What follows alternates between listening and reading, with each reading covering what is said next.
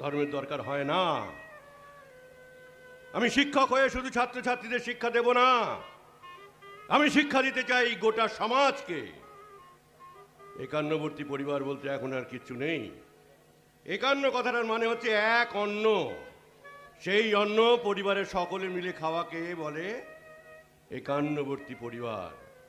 বাবা মার দুটি সন্তান, এই হচ্ছে এখনকার দিনের পরিবার, অর্থাৎ হাম দো হামারা দো, ছোট পরিবার, সুখী পরিবার। কিন্তু তাতে কি হচ্ছে? তাতে কি হচ্ছে? একটা শিশু জন্মাবার পর সে দেখছে তার বাবা মা, তার জ্যাঠা জেঠিমা, কাকা কাকিমাদের সঙ্গে সংসার করছে না। সেই শিশুটি যদি কোনো ভুল করে, তাকে শাসন করবার কারো কোনো অধিকার নেই।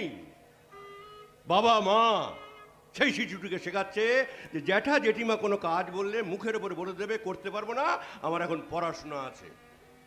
ভাবা যায়?